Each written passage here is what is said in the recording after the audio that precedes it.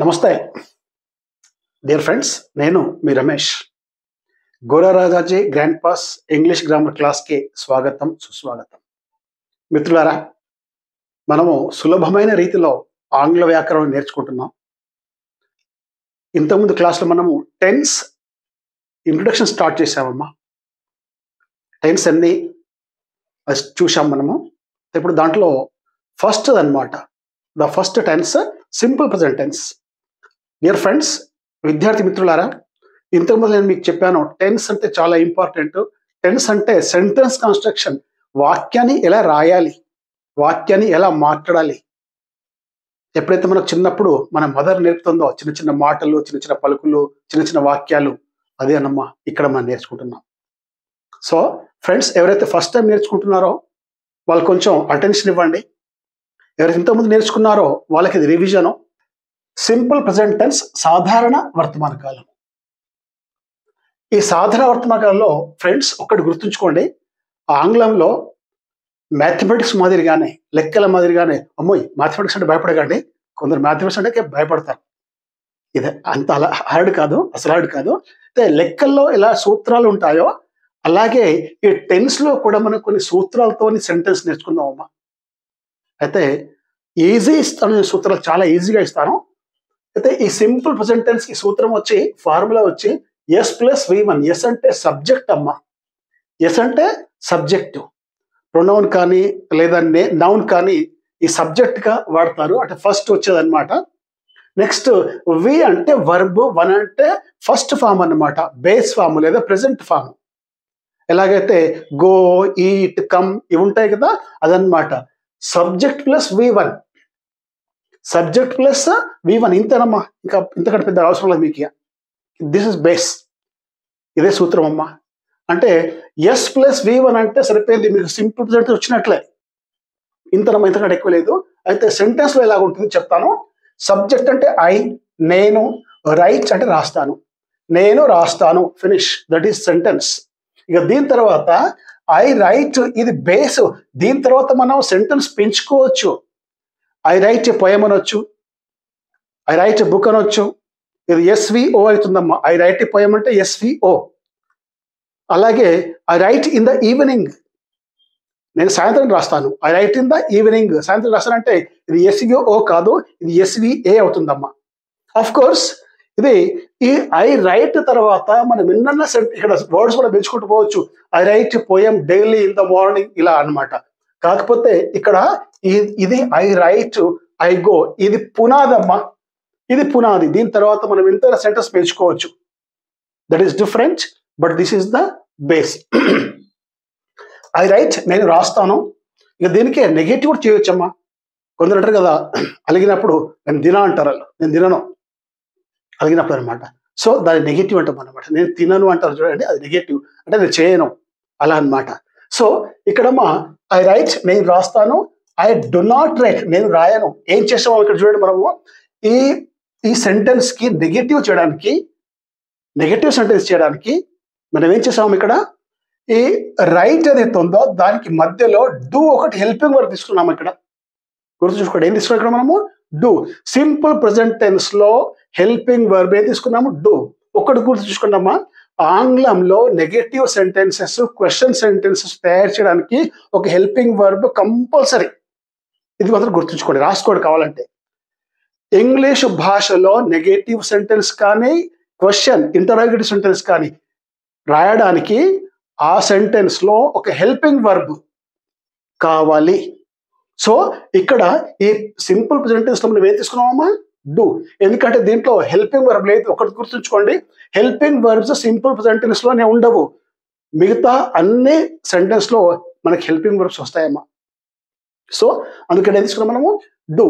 I do not right, I do not go, I do not come, ఈ విధంగా అనమాట.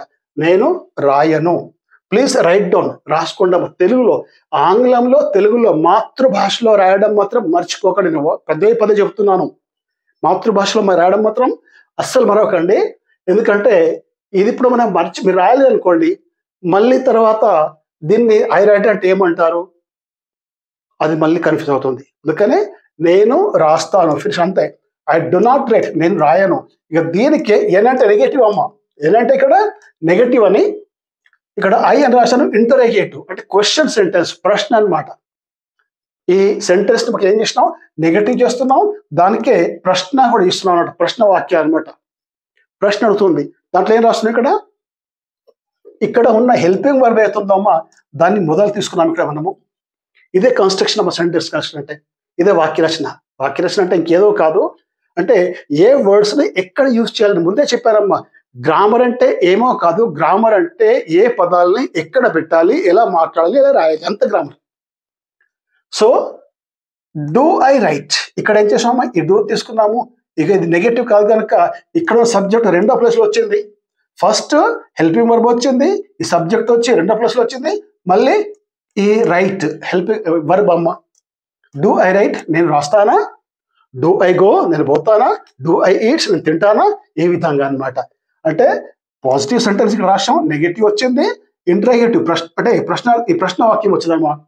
Next ఈ sentence ని మనము అంటే క్వశ్చన్ సెంటెన్స్ ని, ఇది ఎస్ నో టైప్ క్వశ్చన్ అమ్మా, వర్బల్ క్వశ్చన్ ఇది. దీన్ని మనం డబ్ల్యూహెచ్ క్వశ్చన్ కూడా చేయొచ్చమ్మా. ప్రశ్నకి మనం ఏం చేయొచ్చు, డబ్ల్యూహెచ్ క్వశ్చన్.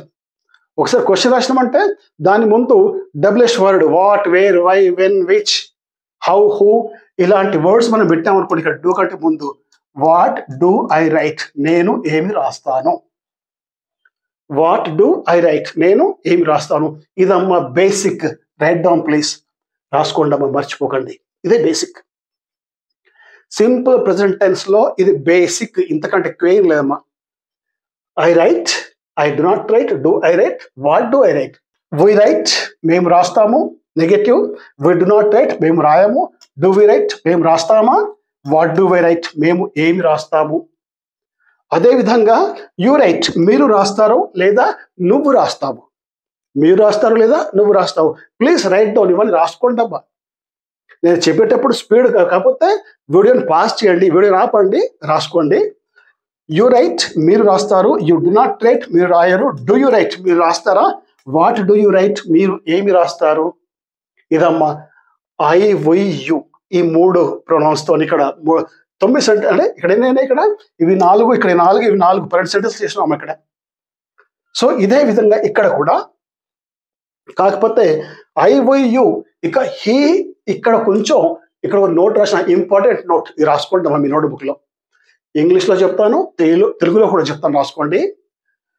ఇంపార్టెంట్ నోట్ ఏముందమ్మా, S or ES should be added to the verb when third person singular he, she, it comes as subject in simple present tense. SPT అని రాసినమ్మా, మీరు సింపుల్ ప్రెజెంట్ టెన్స్ అని రాసుకోండి.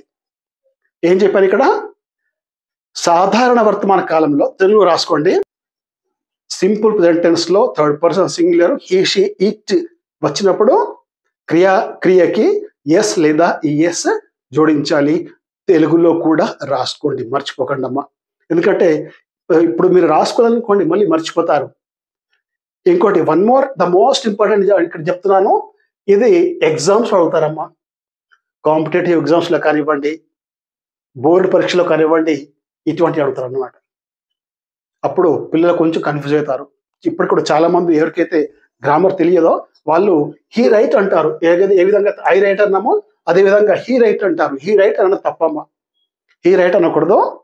మరి ఏమనాలి అంటే I, we, యుకి ఓకే బేస్ ఫామ్ వాడినాం ఇక్కడ. కాకపోతే హీ, షీ, ఇట్ ఎప్పుడైతే వచ్చిందో అప్పుడు ఈ వర్బ్ కి ఎస్ లేదా ఈఎస్ జోడించాలి. ఎలా వస్తుంది, హీ రైట్స్, హీ రైట్స్, అతను రాస్తాడు. హీ డస్ నాట్ రైట్, అతను రాయడు. డస్ హీ రైట్, అతను రాస్తాడా. వాట్ డస్ హీ రైట్, అతను ఏమి రాస్తాడు, సేమ్ అనమాట. కాకపోతే ఏం చేసినాం ఇక్కడ, హీ రైట్స్ అన్నాం కదా, ఇక్కడ ఈ రైట్స్ కి ఎస్ జోడించాం ఇక్కడ.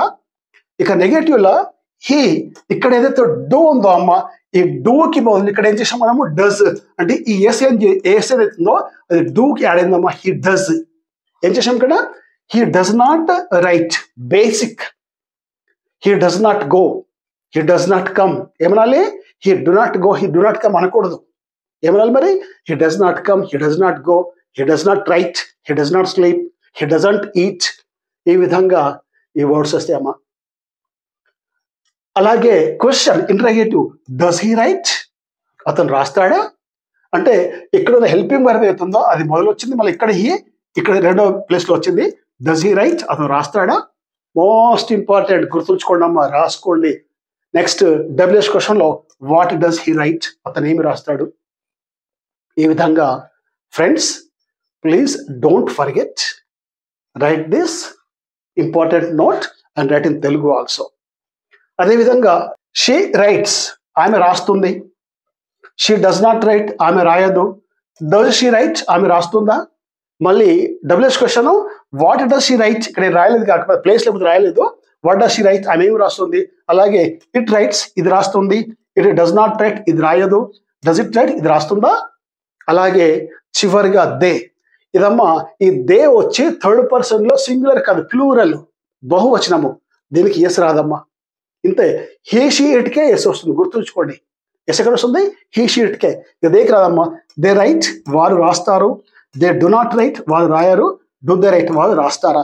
సో ఈ విధంగా ఒక వాక్యాన్ని పాజిటివ్గా రాయొచ్చు, నెగటివ్గా రాయొచ్చు, క్వశ్చన్ రాయొచ్చు, డబ్ల్యూహెచ్ క్వశ్చన్ రాయొచ్చు. అంటే ఒక్క సెంటెన్స్ని ఒక సబ్జెక్టు ఇంకో వర్బుతోని పాజిటివ్ చేస్తున్నాం, నెగటివ్ చేస్తున్నాం, క్వశ్చన్ చేస్తున్నాం, డబ్ల్యూహెచ్ క్వశ్చన్ చేస్తున్నాం. అంటే 4 వాక్యాలు ఇక్కడ చేశామన్నమాట. ఇంకా పెంచొచ్చమ్మా, నెగటివ్ క్వశ్చన్స్ రాయొచ్చు, ఇంకా మనం ఇంత అనుకుంటే అంత రాయొచ్చు, కాకపోతే బేస్ మాత్రం ఇదమ్మా. సో ప్లీజ్ రైట్ డౌన్, రాసుకోండి. రాసుకోకపోతే మీరు మళ్ళీ మర్చిపోతారు, నేను పదే పదే చెప్తున్నాను. సో వెళ్ళమ్మా, ఇక్కడ ఇది బేసిక్, ఇక్కడ మనం ఇక్కడ ఆగుదామమ్మా. మళ్ళీ దీని తర్వాత ఈ సింపుల్ ప్రెజెంట్ టెన్స్ అయితే ఉందో దాని యూజెస్ ఏంటి, ఎక్కడ యూజ్ చేయాలి, ఎప్పుడు యూజ్ చేయాలి, ఇది మనము నెక్స్ట్ క్లాస్లో నేర్చుకుందాం. అంతవరకు take care, all the best.